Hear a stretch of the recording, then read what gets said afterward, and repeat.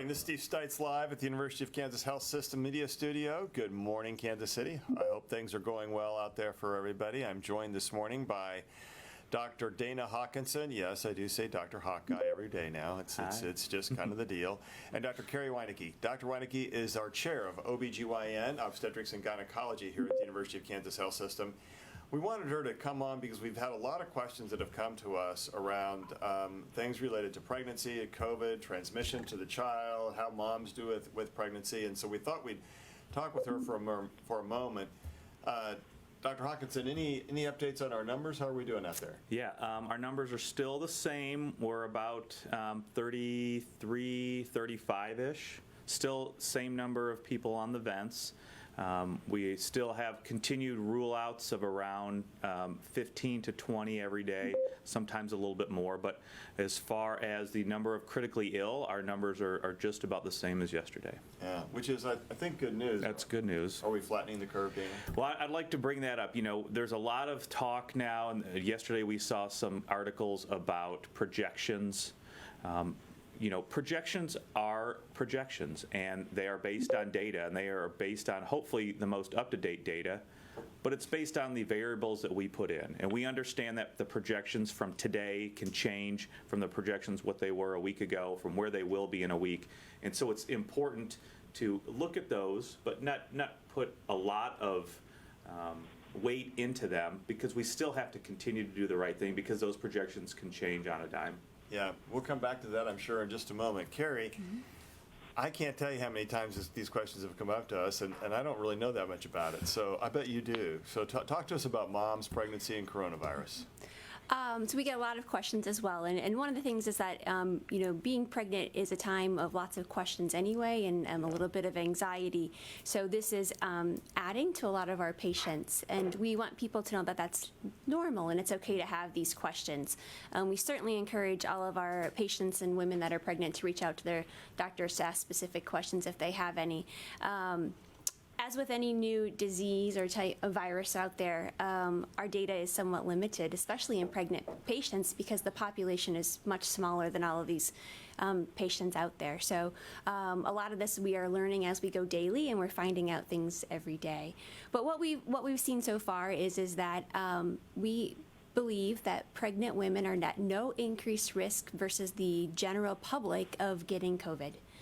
So what we recommend to our pregnant patients is following the same good hand hygiene recommendations, social distancing, stay away from sick people, all of those things that we tell every other person, pregnant or not. And I think that's really important to stress to all of our patients. As far as what we know about being passed to baby, right now it does not appear to be passed through baby through pregnancy or the delivery process, which is really encouraging for us, and we are certainly following that as more pregnant patients are diagnosed nationally. But there has been no documented case of a baby born thought to be positive through either the birthing process or pregnancy. And so, is there a change as far as cesarean sections go? Does that implicate anything if you have a mom that you think may be COVID positive or that you know has COVID-19? Yeah, so there's no change in recommendations for delivery. That would be delivery route, either a vaginal cesarean section based simply on a positive or negative COVID test. We take a lot of things into consideration when we're talking about route of delivery. That would be maternal, you know, well-being or health at that time, as well as baby. So those things change on a dime, but overall, if a patient has a positive test, we would not recommend a C-section based simply on that test. Yeah. I know I was a nervous Nelly. I think I lost 15 pounds each time I watched it. And I have 3 kids, 45 pounds. There you go. So, well, yeah, I think there's just so much information out there on the curves and on what's going on medically every day. There were some articles I read yesterday that compared trying to forecast what the curve was going to be like, akin to forecasting the weather. And we all know how good that works here in Kansas City. And so if you look at the world like that, you think, gosh, what do the curves mean? We're happy we're staying at the same number. There's no question about that. But there is a question of what that means. Are we at the slow rampant phase, or have we really flattened the curve? And it'll just take time to know this. This we do know, though, Kansas City. This we do know. Easter Sunday is a big deal for a lot of families. Shelter in place, trying to keep your distance doesn't change Easter Sunday, and that's hard. My family, we have this big Easter Sunday tradition in our household, and we're like, okay, how are we going to Zoom Easter dinner? And we're all trying to make the same dish. We're going to try to make sure we maintain our distance, and that's hard on a holiday. But what's harder on a holiday is to watch a lot of people get sick 7 to 10 days after that. Because you'll think, we got through it, great, no problem. But 7 to 10 days later, all of a sudden, it is a problem. And so we're strongly recommending Jackson County, Johnson County, Wyandotte County, Platte County, Clay County, Leavenworth County, Shawnee County, Douglas County. If I forgot your county, I meant to mention your county. All of you, stay sheltered in place. Be really thoughtful about Easter dinner. Don't try and bring large groups together, even though you're going to want to do that. Hey, we're open for questions. What do you have out there?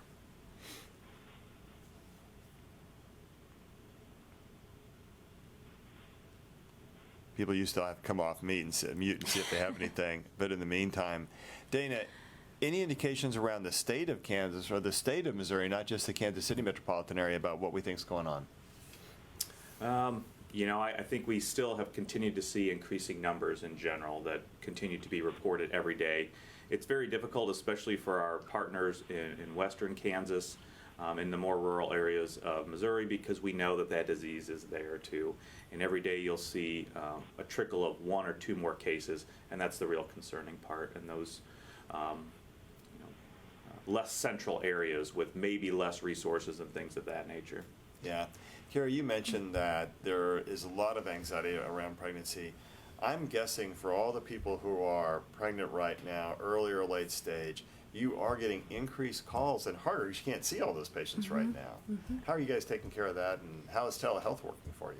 Sure. So we have modified our obstetrical visit schedule to follow really national guidelines. So we went through and really identified the times when patients need to come and tried to pair those with the essential ultrasound visits and lab visits. So we're not seeing a patient, what we say pre-COVID days.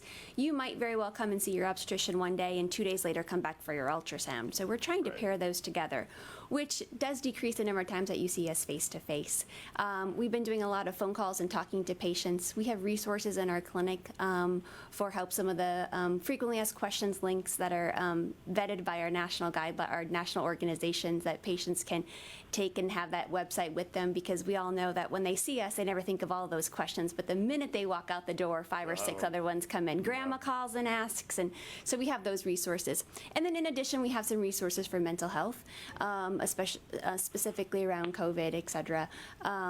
Around that anxiety and time. But certainly encourage patients, if they have questions, to reach out and ask to get some clarification, because it is a hard time, and things are changing daily.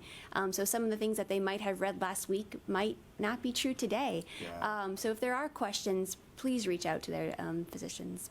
And so from your standpoint and the different specialties of OB, be it, folks with infertility or cancers, any changes as far as that goes with women's health? Yeah, so on the infertility side, almost 3 weeks ago, it was recommended that all assisted reproductive technologies, or what we think of as IVF, was really recommended to be halted. So during this time, procedures, in the eye of is it essential, et cetera, was asked to be stopped, as well as recognizing that we don't know some of these answers with pregnancy. Right. So it was not a time that we recommend proceeding with assisted reproductive technologies for pregnancy. So REI, the lab and IVF has been shut down for a few weeks. As far as GYN oncology goes, it's cancer. So certainly looking at each of those patients specifically and finding out, when surgery needs to be and what is specifically being dealt with, and talking to those patients specifically, moving a lot to telehealth for follow-ups, et cetera. Yeah. And I think that's probably our big, our maternal fetal medicine doctors are still, in our ultrasound unit are just as busy as they were, because pregnancy is still happening and still progressing. Right. And those complications like high blood pressure, diabetes, things like that hasn't changed at all with this COVID outbreak. So we are working on ways to bring people in, on a more set schedule, like I said, paired with a visit, so they aren't coming back multiple days a week. Yeah. And following up with telemedicine. So if I remember, 9 months after World War II, there was a baby boom, is there going to be a post-COVID baby boom?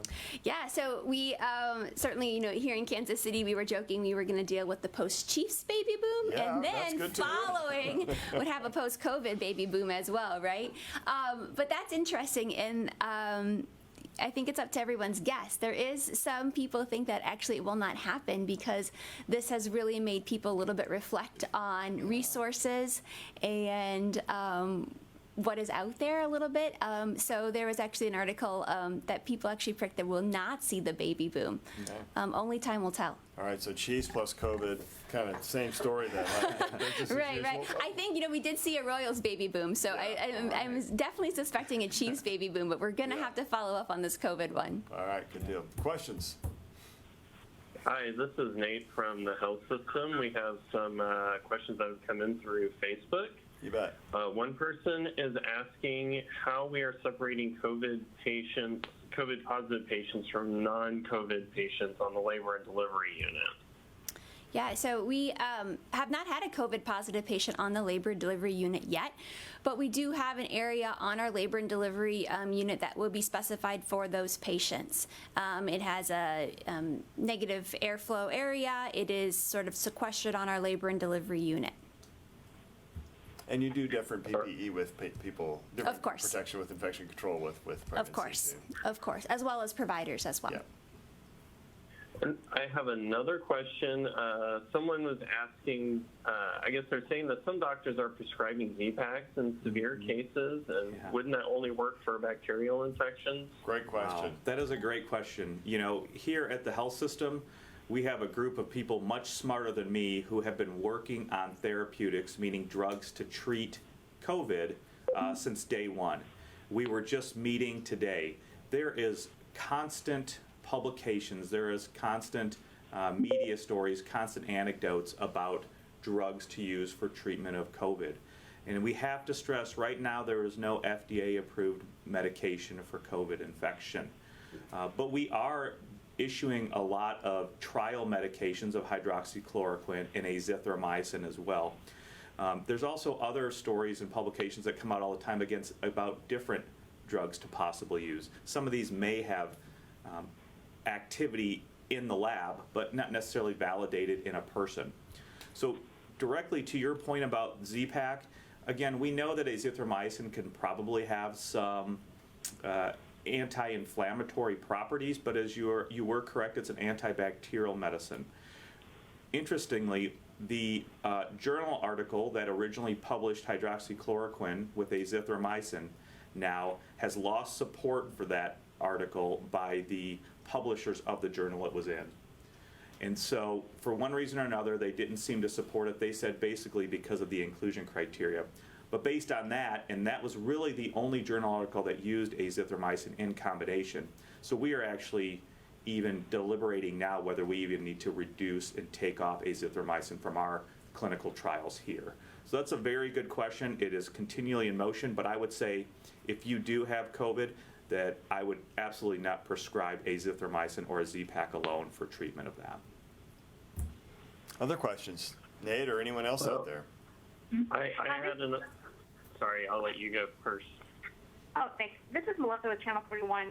Quick question. Looking at the Washington U data and Johns Hopkins and knowing the number of your positive patients hasn't changed much, what can you tell us about what you think is happening in the KC Metro right now? Because since we're all social, distancing and staying home, what's the best way for us to get a feel for exactly what's going on at this very moment? So, here's the story, right? How many pandemics have we lived through? That would be zero, unless you were born in 1916 or 1917 and you lived through the influenza pandemic of the early 19th or the early 20th century there. I have to keep my century straight. And so we don't really have models for how pandemics act, not in the modern healthcare world, and especially not with a respirable, which means a virus or a bacteria that you can breathe in and out that causes this trouble. Most of the other, like the AIDS epidemic, was bloodborne, and so it was a little more certainty of how we can act to not spread it. That's not true with something that is so communicable from one person to another. So we don't really fully understand the impact of population density in New York City. Overall, it's like 28 or 29,000 people per square mile. In Manhattan, it's about 95,000 people per square mile. Out on the West Coast, it's 13 to 20,000 people or 17,000 people per square mile. And in Kansas City, in the metropolitan area overall, it's 1,400 people or 1,500 people per square mile. That's a huge difference. We don't understand all the impact of that. Kansas City also closed in the core four, right? We put a stay-at-home order in effect that was early, much earlier, relatively speaking, than what some of the other metropolitan areas, including New York, had done. The schools were shut down. Well, kids are a big vector, and because they're not sick, and so you don't know to do that. And as your parent, you can't really avoid it. And then if you have a parent and you're taking care of an elderly parent, then you may not be able to avoid that. So there's just so many parts of this that we don't understand. It makes forecasting really hard. And that's why the person behind the University of Washington model yesterday said, it's like weather forecasting. It's about as reliable. I think he also compared it to forecasting what was going to be popular on Netflix or what wasn't. So when you think about it like that, you have to understand that the data we're seeing today could still go either way. Are we more optimistic than we were 2 weeks ago? I'm going to be a little curmudgeonly, but I'm going to say possibly, maybe, imperfectly, yes. Do we think that we are going to go the route of the model that is out of Penn, which is called the CHIME model, which has suggested much higher mortality? And it has a lot of variables in it that you try to estimate. You're not sure if they're right or wrong. We don't really know. But that one suggests we don't have enough ICU beds and enough hospital beds. The University of Washington model suggests we do have enough beds and our peak isn't going to be as severe. I don't know which one to believe in right now. So our choice is to stay prepared and be ready for both answers. So what that means is we have to still have the plan for bed capacity and surge capacity that could easily hit our area, because we are seeing increased numbers of cases both in Kansas and Missouri. Let's remember that. There are more people being diagnosed with COVID in both states each day, and there is a rise in the number. What we haven't seen is a rise in the number of ventilators, and I think that's great news. And we have to look across the metropolitan area and see if that's all true. But all it takes is one large social gathering, one large service that people want to go to on Easter Sunday, one large congregation or a group of people coming together and a few folks being sick and then taking that back out into the public and spreading it. The way this stays at a low level is because we've done such a good job of sheltering in place, keeping our distance, washing our hands, not touching your face, and coughing into your elbow. Those things appear to really be working, not just in Kansas City, but across Kansas and Missouri, across the United States, and oh wait, across the world. So the curves are bent when we do the right thing. And we just don't know yet exactly where we are in that curve, but we do know what we have to do to stay safe. And those are the things. So cautiously, imperfectly, possibly optimistic. Dana? Yeah, and I would absolutely like to add, I'm glad we talked about avoiding the large gatherings, the congregation, because all it takes is maybe one or two children who maybe not be ill, but obviously there's going to be older populations there. But the main thing to these projections as well is we know a little bit about the disease. We know how the disease can maybe not present itself for 7-14 days. And even when you do get ill, you may you may get a few symptoms, feel better after a few days, and then it hits you, and then you have to go to the hospital and you have critical illness. So we know that the protracted course of this, could be up to 2 weeks, and so any data point we get, we're still going to need to wait 2 weeks on. And I think we're still in the middle of that almost initial 2 weeks. So we still have a lot to go. We still have to be vigilant, continue to avoid these large gatherings if we can, and stop the spread. And I think the other point to add on is that in 2 weeks, if we have the same number of patients, we're going to have a different conversation. at that point our conversation's going to be, okay, the curve may be flattened. How do we keep it flattened and yet think about what's a safe way of going about and reopening a little bit of society here and there? So, you know, and I'm not a politico, but we can approach it from a healthcare perspective. What does that mean? But it's too early right now to have that conversation, I think, in any honest fashion. And we don't want to build false hope, and we don't want to encourage people to go do things that will then watch our curve take off. That was a long-winded answer. Sorry about that. It was a great question. And we knew we were going to get at some point this day because the numbers were staying so flat, Melissa. We knew that had to happen at some point. So. No, that's great. As a follow-up to that, the data that we're looking at, is it just based, though, on the number of people who are tested and the positive cases? So is it even reliable if it's looking at that since we aren't testing everyone?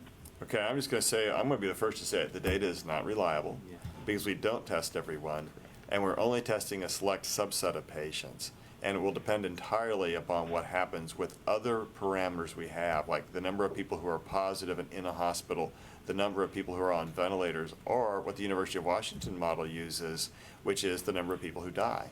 And so that's why you have to be careful with some of those models. We're still really early on it here in Kansas City, so the number of people who die may not be as relevant as it's going to be in 2 weeks when there's going to be more death as a result of COVID-19. So that's what's going to help us to determine it. But all these variables, and every model is different. And that's the thing. That tells you how imperfect the models are. You know, every state has a model. Every university has a model. The University of Kansas Medical Center, the university side of our campus, they have a model too. And we've all got models. I think there is reason to be very cautious, very imperfectly, and very reluctantly optimistic. But I think it's really early to be any of those things. So, okay. Next question.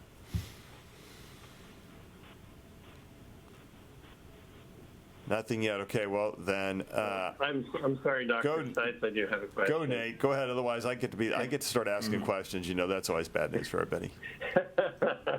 Well, somebody is asking, what are your recommendations for families with children from multi-family households? Do you recommend that, if possible, the children stay with just one parent for a period of time instead of going back and forth? Wow, that is like the hardest question I think we have had. I'm going to wait for Carrie and Dana to give their answers, and then I'm going to come up with something while I think about it. Go ahead, Dana. That is a very difficult, complex question, but it happens, and it's the true state of a lot of people's families. And I think I was even asked this on a personal basis from a friend as well. So it is very difficult. You know, you can't control where your children are or who the other person is if they're bringing people into the household from other households. That's really where the danger comes in. I think you need to assess those types of risks and say, well, are there people coming in that I don't know about that could potentially bring it in? So it is very difficult, but I think you have to assess that risk on a case-by-case basis. Certainly it would pose a risk if there's other people coming to the household that you don't know about. Again, the kids can get it. They may not be too ill or have really any symptoms at all, and then be able to spread it to you. So it's a very real situation that takes place every day, and there's no good answer other than just assess the risk yourself and then make that determination, because it is hard not to see your children and not to be with them if you're normally with them. So that's the best answer. Okay, Carrie, I'm going to turn this question a little bit. Mom comes home with a new baby. Any special precautions that she or the new baby need to take in this world of COVID-19? I think the same sort of idea of social distancing needs to take place. So everyone wants to show off their new baby, but certainly encouraging moving to FaceTime or Zoom or Hangout, Meetup, whatever all those are called, to show off that baby. It's important that we not have those babies in close contact with multiple family members. There have been newborns or young babies that have tested positive, and it's believed to be because of the contact after birth, not through the delivery process. So certainly recommending continuing that social isolation with that baby as well. Yeah, and so my answer is the same. It's all about you just have to do the best you can in this world. And there are choices in this world, and there are things that are less of a choice. And I think when you have a blended family, you still have to have that family, and I think that's different than a large Easter gathering, which is a little bit more of a voluntary thing, frankly. Whereas having a blended family with kids that have to move into the household, that's simply a reality, and I think you cope as best you can with it. And if somebody's sick, you do the same thing. You got to try to isolate that person as much as possible. And as a young child, that's hard to do as a parent. And so I think you just have to do the best you can around that, and realize that there's a higher risk of transmission to you in that setting. It doesn't matter if it's a blended family or not a blended family, that can still happen. And so I think that's part of being a parent, and that's part of being a family, I think. Questions? I do have another one that's regarding masks. I know we talked about it pretty extensively yesterday, but someone wanted to know if it would help to clean a homemade mask, maybe a cotton one, in the microwave by putting it in the microwave for a few seconds to kill germs. Dana, do microwaves kill corona? Well, we certainly know that radiation, whether it's ultraviolet or microwave radiation, could possibly kill the virus. I think your best bet at this point, if not using other household cleaners or detergents, is soap and water. And I think just laundering is probably going to be your best bet. Okay. Other questions? I have another one that's just in general asking if this pandemic, if you would compare it to maybe the swine flu outbreak. I'll let Dana keep that in perspective. Swine flu versus corona. Yeah, Who wins? I would much prefer to go to swine flu, to tell you the truth. Corona on so many levels is so different than influenza. Again, with influenza, we have vaccines, we have therapeutics, we have drugs to treat it. This is novel. This is new. Our body hasn't seen, anything like this. For the most part, we have seen other influenzas in the past, but no, I wouldn't consider this anywhere near close to what the swine flu. And just to say, the death rate with influenza, swine flu included, is around 0.1 to 0.2%, whereas this is probably 1 to 2%. I think that's where it will settle worldwide. Some places are a lot higher, but if you think about how many people are probably positive out there that we don't know, it's probably around 1%. So it's 10 to 20 times higher, in other words, than influenza. And those deaths, especially with influenza, tend to also be with secondary or superimposed bacterial infection. We don't really see that in the preponderance with COVID that we do with influenza. So that's the other thing. Two very distinct patterns of death within COVID. One is kind of this terrible respiratory progression to fibrosis and scarring, and it's what that tends to happen in an older population. And then this kind of large, almost explosion in your body of your infection-fighting things going haywire. Mm-hmm. And when that happens, and that tends to be a little younger population, although get mixed up and go either way. But that tends to be the pattern, and both of those are very difficult to treat. And antibiotics don't really make a difference in COVID. They make a huge difference in influenza because of the post-bacterial infection. Well, as we get closer to the end, I'm going to turn to our guests today and ask if they have any parting thoughts. Carrie, we're going to start with you. Things to think about, or things you want to leave us with, or important tips for being a mom in this day and world. So I just think that, stressing all the same things that we tell our non-pregnant patients is really important. So social distancing, hand washing, and if in a healthcare setting, the appropriate PPE, pregnant or not, is what is essential. And really stressing the need to reach out if they have questions or symptoms to their physician as well. We are tracking our pregnant patients and touching base with them if they do turn positive or have a positive test, to keep track of those symptoms and things like that. So please, reach out, talk to your doctor, stay in touch. And those, I think, what I would say. And the importance of telehealth, even for a pregnant mom, and maybe especially for pregnant moms. Answer all those questions. Dana? Yeah. Please, this coming weekend and as we move forward, stay strong, do the right thing, stay home. These projections that we are talking about, even if they may look good, the nature of this disease and the duration that it could take to be ill, those projections, those numbers could change in the blink of an eye, and could be very different than they are today or 2 weeks from any large gathering or congregation or anything like that. So please continue to stay strong, stay at home, and stay safe. All right. Thanks to Michelle over here, our interpreter today, too. You all know that I like to drive by parks on my way home and see how well people are socially distancing, and last night was no exception. Drove by Loose Park, and a lot of people still in the park. But the biggest gathering I saw was 3. There are a couple of those younger folks, and everybody else was either a single or 2, and they were all more than 6 feet apart. I was impressed. Is there a cause for cautious, reluctant, imperfect optimism? Yeah, there probably is. But if that's true, it's because of what you're doing. It's because you've been following those guidelines and you're working really hard at it. Don't get cocky. Don't start thinking it's all over. Don't relent, because the ability to flatten the curve and master this is in your hands. It'll be in your hands on Easter Sunday, and it'll be in your hands for every day thereafter for a long time. So keep up that good work, because if we're successful, it's because of what you did. It's because of what you did. No place like home. Thanks, everybody. We'll talk to you tomorrow.